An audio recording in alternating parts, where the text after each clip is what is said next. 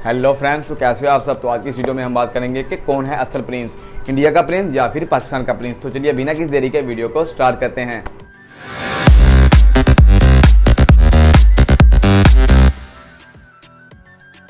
तो friends, India का Prince सुनकर तो आप लोग समझ ही गए होंगे कि मैं किसकी बात कर रहा हूं। अगर समझ ही गए हो तो मैं नाम ही बता देता हूं कि मैं बात कर रहा हूं महान शुभमन गिल की, जिसको बाबर आजम के साथ कंपेयर किया जाता है। और पाकिस्तान का प्रिंस है हमारा अब्दुल्ला शफीक। जी हाँ फ्रेंड्स, तो इंडिया वाले शुभमन गिल को बाबर आजम के साथ कंपेयर करते हैं, लेकिन मैं शुभमन गिल को अब्दुल्ला शफीक के साथ कंपेयर करूंगा इस वीडियो में।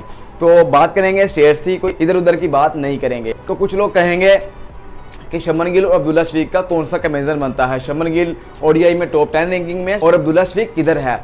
तो भाई हम बात करेंगे तीनों फार्मर्स की। जो ये बात करते हैं वो ये भी सोच लेना कि अब्दुल्ला शफीक ने शुभमन गिल जितने मैचेस नहीं खेल रखे। शुभमन गिल ने 26 मैच खेल रखे हैं, अब्दुल्ला शफीक ने 3 मैचेस खेल रखे हैं।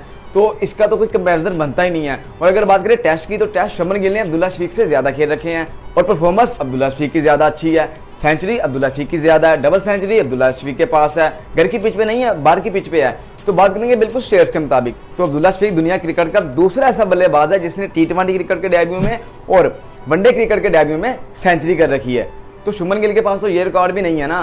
तो अभी बात करें दूसरे शेयर्स की, तो जहां शुभमन गिल सिर्फ अहमदाबाद की पिचेस पे परफॉर्म कर रहा है, वहां अब्दुल्ला हर जगह जाकर परफॉर्म कर रहा है। तो सबसे पहले बात करेंगे वनडे क्रिकेट में। तो वनडे क्रिकेट में शुभमन गिल बहुत ज्यादा आगे है। शुभमन गिल के पास 4 सेंचुरीज हैं और एक डबल सेंचुरी भी है, लेकिन अब्दुल्ला शफीक के पास कुछ भी नहीं है। अब्दुल्ला शफीक के पास कुछ भी क्यों नहीं है? क्योंकि अब्दुल्ला शफीक ने शुभमन गिल जितने मैचेस नहीं खेल रखे भाई।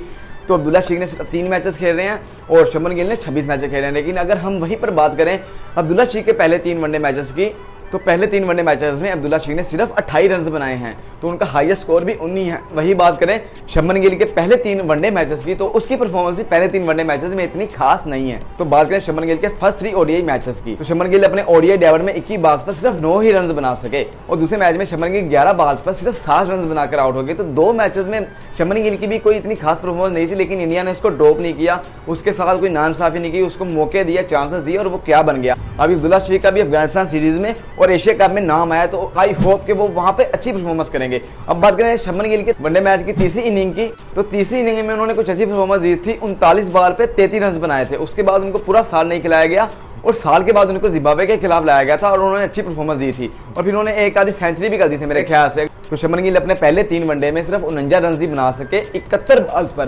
तो ये छोटे स्टैट जो मैंने आपको बताए हैं, इससे ये साबित होता है कि शुभमन गिल और अब्दुल्ला शफीक की पहली 3 वनडे इनिंग्स में इतना फर्क नहीं है। अगर अब्दुल्ला शफीक को शुभमन गिल जितना मौका मिले, तो मैं छोटी के साथ कह सकता हूं कि शुभमन गिल की तरह ही परफॉर्मेंस करेंगे जैसे वो टेस्ट में तो वो शुभमन गिल से बेहतर परफॉर्मेंस कर रहे हैं ना, और वनडे में वो शुभमन गिल की तरह ही परफॉर्म करेंगे। और अगर वहीं हम बात करें टी20 क्रिकेट की, तो टी20 क्रिकेट में अब्दुल्ला शफीक के पास एक बहुत ही गंदा और घटिया रिकॉर्ड है। जी हाँ, लगातार 4 बार डक पे यानी कि अंडे पे आउट होने वाला रिकॉर्ड। तो ये रिकॉर्ड तो मैं नहीं बदल सकता।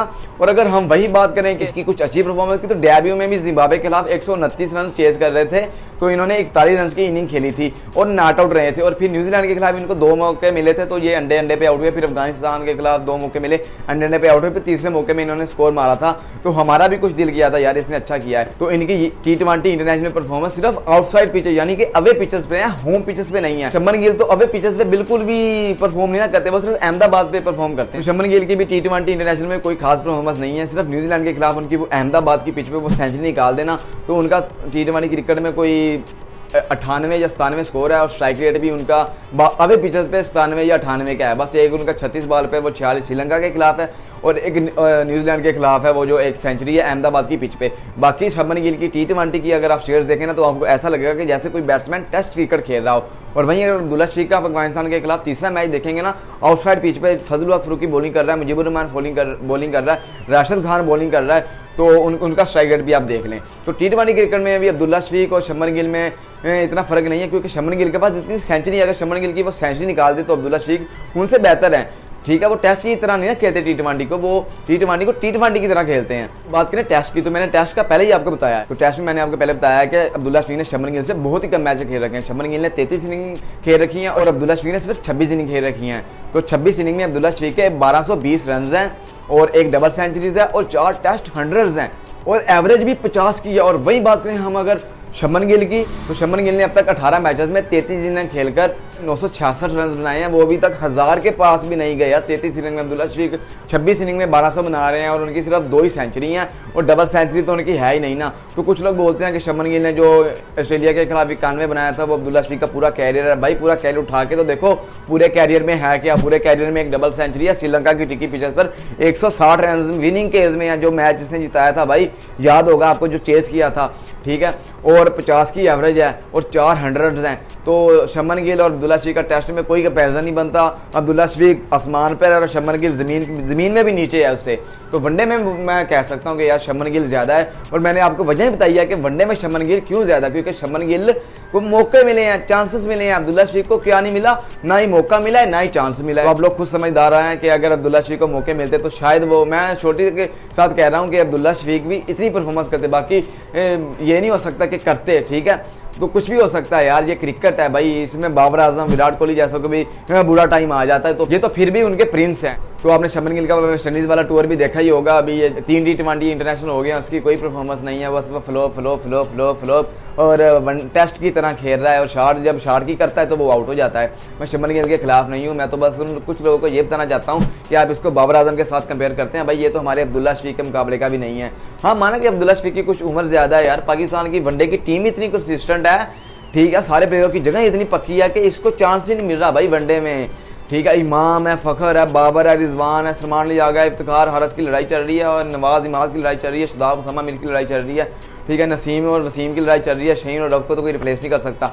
तो भाई वनडे की टीम इतनी कंसिस्टेंट है कि अब्दुल्ला शफीक का कैरियर ज़ाया ही होगा वनडे का, मैं तो हिसाब लगा रहा हूँ, ठीक है, क्योंकि इमाम शुभमन गिल से तो इमाम भी ऊपर है भाई, इमाम भी, शुभमन गिल तो इमाम के बराबर का भी नहीं है और फ़खर के बराबर का तो मैं बोलूंगा ही नहीं ना। तो शुभमन गिल T20 क्रिकेट में परफॉर्म नहीं करा, तो Shubman Gill T20 international cricket में सिर्फ एक ही तरीके से परफॉर्म कर सकता है। अगर शुभमन गिल का मैच हो, ठीक है, कोई भी मैच हो शुभमन गिल की टीम का, चाहे वो इंग्लैंड में हो, चाहे वो श्रीलंका में हो, चाहे वो पाकिस्तान में हो, चाहे वो ऑस्ट्रेलिया में हो, जब कभी भी शुभमन गिल की बारी आए, जितना भी क्राउड है उस सबको एक एरोप्लेन में उठाकर अहमदाबाद में लाया जाए, सारे बॉलर्स को अहमदाबाद में लाया जाए, सारे अंपायर्स को, मैच रेफरी सबको अहमदाबाद में लाया जाए, शुभमन गिल को सिर्फ अहमदाबाद की पिच पे खेलने का मौका दिया जाए और किसी पिच पे शुभमन गिल के हाथ में बल्ला ना थमाया जाए, सिर्फ शुभमन गिल को अहमदाबाद की पिच पे लाया जाए और वहीं पे उसको मैचेस खिलाए जाएं।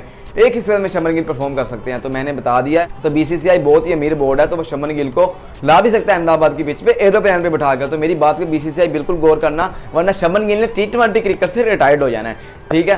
तो बाबर के साथ शुभमन गिल को कंपेयर मत करना। ये वीडियो मैंने सारी इसलिए बनाई है ताकि आप बाबर के साथ शुभमन को कंपेयर करना छोड़ दें और अब्दुल्ला शफीक के साथ कंपेयर करें, और टेस्ट में अब्दुल्ला शफीक के साथ भी कंपेयर नहीं करना। और हाँ, जब वनडे में अब्दुल्ला शफीक के शुभमन गिल जितने मैचेस आए तो फिर शुभमन गिल को वनडे में अब्दुल्ला शफीक के साथ आप कंपेयर कर सकते हैं। तो फ्रेंड्स, अगर वीडियो जरा सी पसंद आई हो और बाबर आजम के फैन हो या अब्दुल्ला शफीक के फैन हो या फिर शुभमन गिल के फैन हो या विराट कोहली के, तो वीडियो को लाइक, चैनल को सब्सक्राइब और बेल आइकन प्रेस कर बिल्कुल मत भूलना। मैं चलता हूँ।